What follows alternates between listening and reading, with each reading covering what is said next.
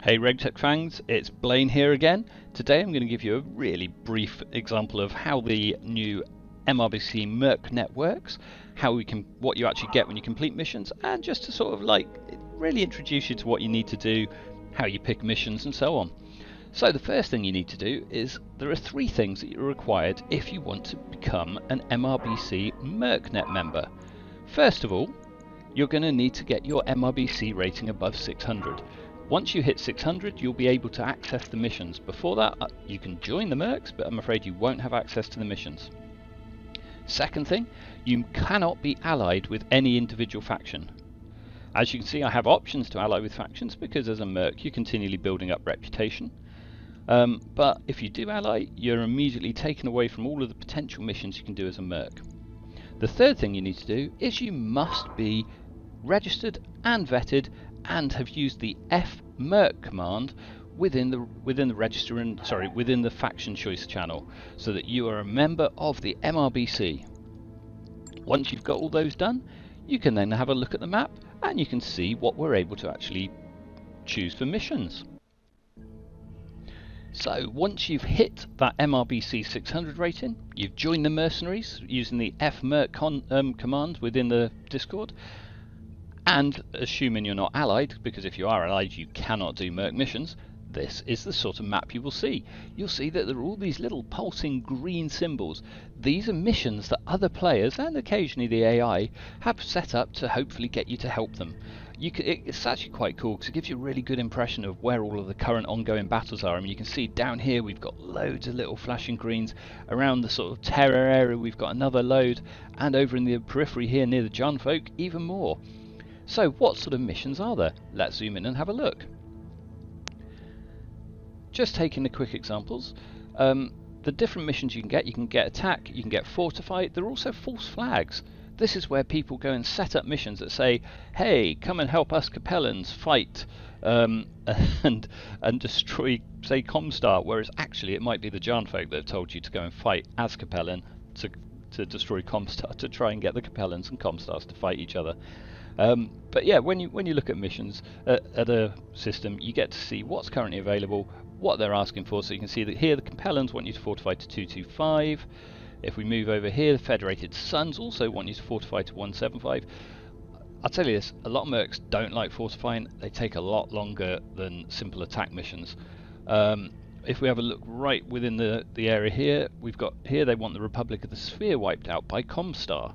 So this is an example of an attack mission. There's quite a lot of work there though, because as you can see, Republic Sphere at 193% control. But you know, they're all quite interesting missions. Republic of Sphere fortify. We've got Republic Sphere want to fortify to 150, and the Republic Sphere also want you to wipe out Comstar, but Comstar at 269. So a lot of work. But hopefully that gives you some of the idea of the scale and number of missions. Each one of these missions will stay up from between 72 and 96 hours. So there's quite a lot of time to complete each one. There's nothing to say that once you start in one system you can't then move around. So you can be aiming to complete multiple systems at once. We also have, well, we try and be kind to each other within the MRBC. And if we see that somebody has already dropped in a system, we don't go there, we leave them in peace. We don't want to be fighting over each other's contracts. There are so many available, there's no need.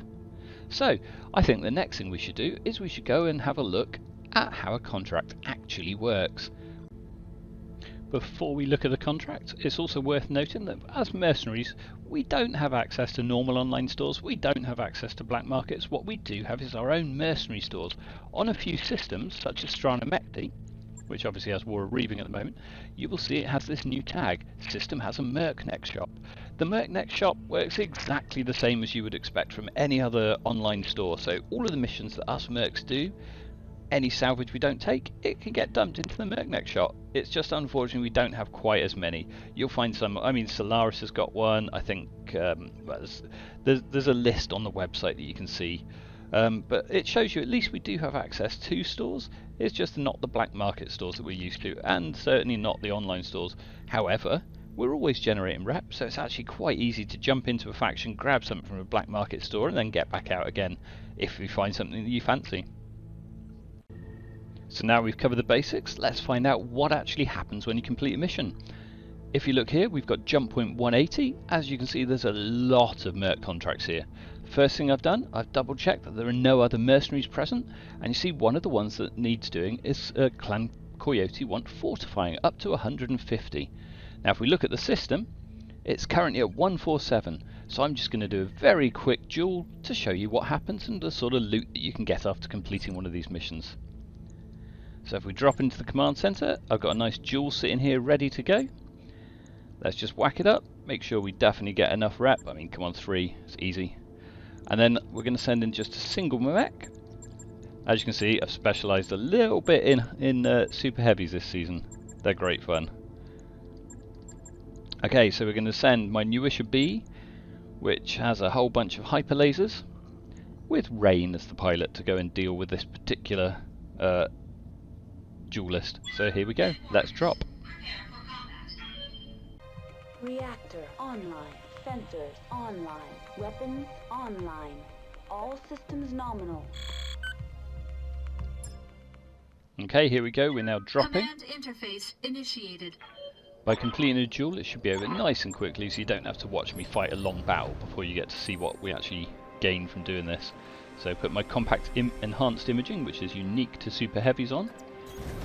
Let's find out what we're up against. Ooh, we've got a railgun against us. That's always fun, isn't it? I think we'll be a little bit cautious and stay behind cover for now. Maybe we can get inside of the railgun's range.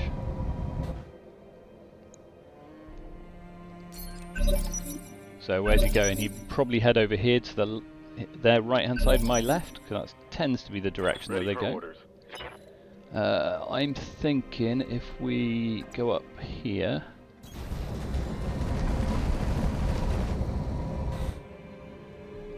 And I'm going to go and put on my Phantom so that hopefully if he does shoot his railgun he misses.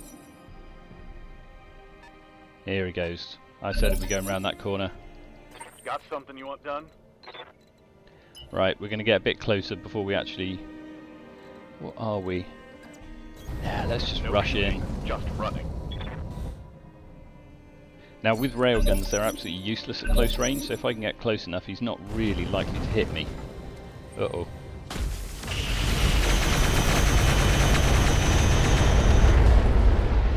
Okay, yep, I'm fine.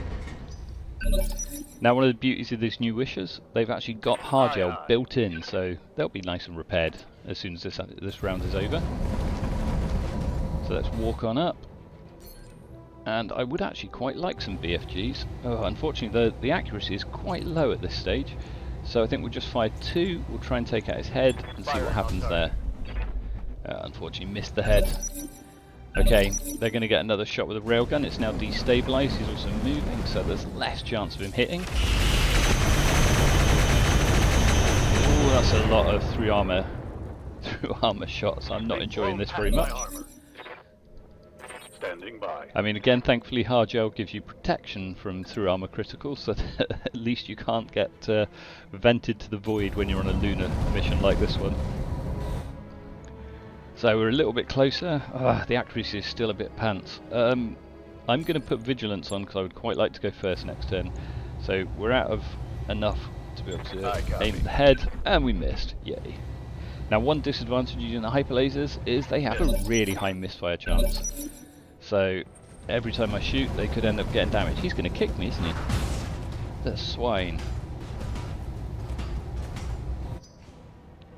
Okay, that's not good. He charged.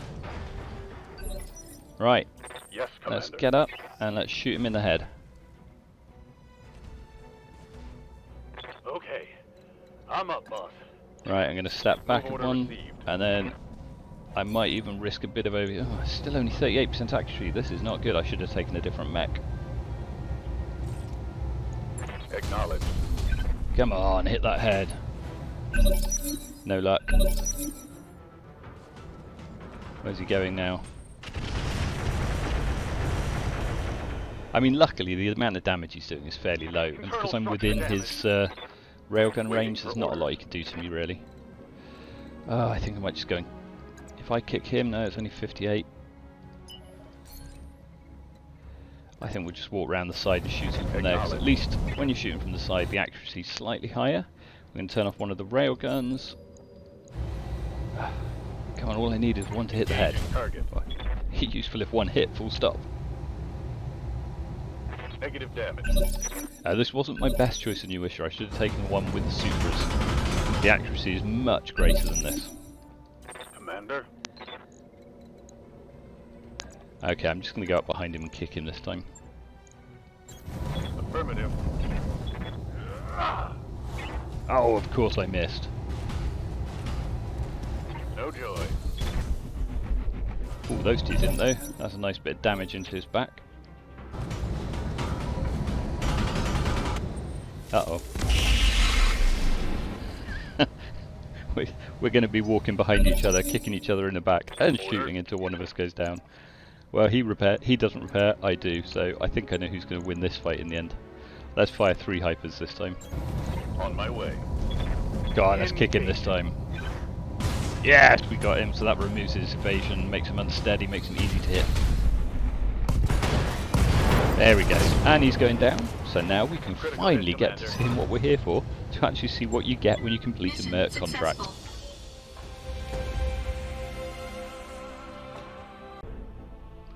Okay, so that's the end of the mission log. We made a little bit of money. As you can see, we're not really too badly damaged considering we kept being shot at. So yeah, I'm quite happy with that. It won't take too much repairing.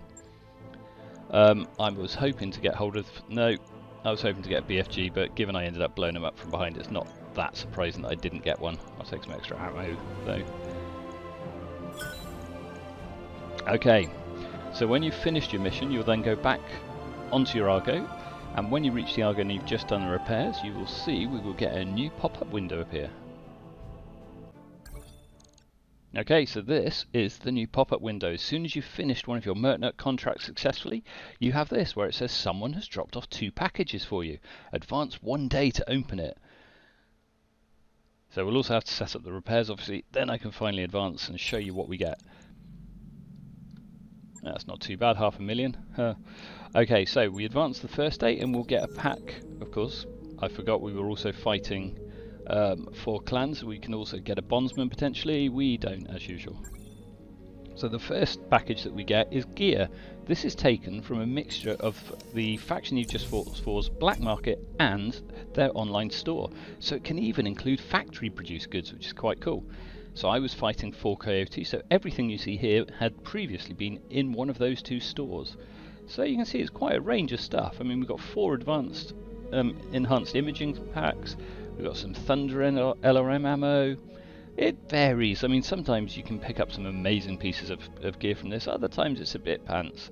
This time it's a bit sort of, yeah, it's not great, is it? But, you know, it just gives you an idea. I mean, you can see there's a lot of items that you're given there for completing a single contract. This is a fortify contract, so you get more than you would do for an attack contract, which are easier and faster. Okay, and then if we move on a second day, we'll get the other package, which is extra C-bills. And here we go, an extra 1.5 million C-bills for completing the mission. So hopefully that's given you an idea of the sort of things that you actually get by completing a MercNet contract. If you enjoy these videos that I do, please like, subscribe, tell all your friends, and I hope to see you in some more of the future ones.